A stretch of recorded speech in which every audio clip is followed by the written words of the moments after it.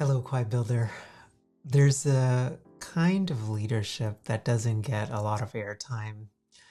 It's quiet, it's intentional, it's calm. It doesn't try to dominate the room, it doesn't rely on charisma. It leads by presence, not performance.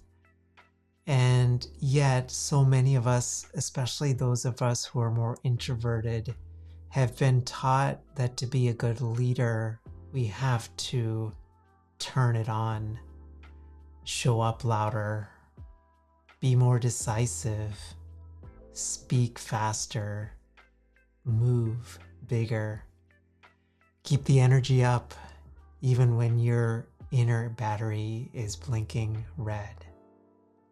And after a while, it's exhausting. I used to think that I had to perform leadership back-to-back Zoom meetings, always on, making sure everyone's felt inspired and supported. But something shifted. I realized I was mistaking visibility for value. And I started asking a different question. What if the most powerful thing that I could offer was my steadiness? There's a cherry tree that I pass every Saturday morning on my hike. In the spring, it blooms quietly, no announcement, no fanfare. It's just there, fully alive.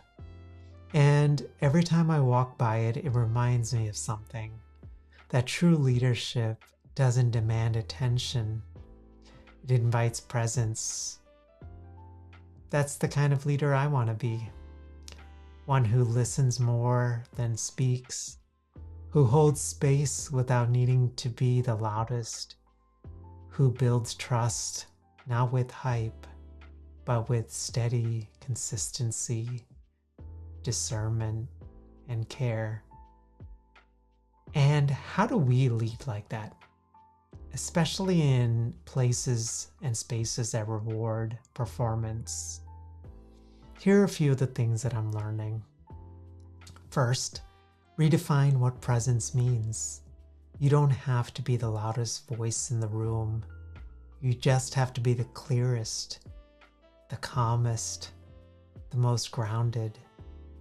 Sometimes people aren't looking for charisma.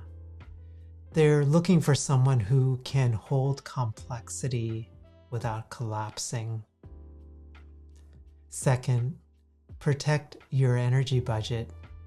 Just like you wouldn't overspend your money, at least hopefully, you wouldn't try to appear more leader-like. Instead, build in buffers, leave white space on your calendar, lead meetings that start with breath and not urgency. You see, it's not laziness, it's wisdom.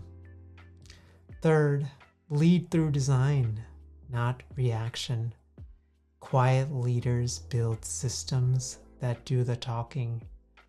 The way your team feels supported, the rhythm of your client onboarding, the clarity of your offers, all of that is leadership, even if no one ever sees it on Instagram. If you're tired of performative leadership and you're craving a way to lead that honors your wiring, please know that you're not alone. There's a whole generation of us that are building businesses and teams differently, calmly and deeply, without the constant need to perform. And I think that kind of leadership, it might be just what the world most needs and is most hungry for. If this resonates with you, I write a twice-a-month letter called Quiet Builder. It's for founders, therapists, and creators who want to lead with soul and not noise. You can join us over at quietbuilder.com. And if you're a seasoned founder or you're an executive that's navigating leadership at a new stage of life, maybe after success, maybe amid transition, maybe climbing a second career mountain, I offer a small number of private coaching partnerships. These are high trust engagements. They're designed for leaders who are no longer performing, but instead becoming. You'll find details in the description below, or you can reach out to me directly at melvin@sellingthecouch.com. Please remember that sometimes the quietest voice in the room is the one that people trust the most.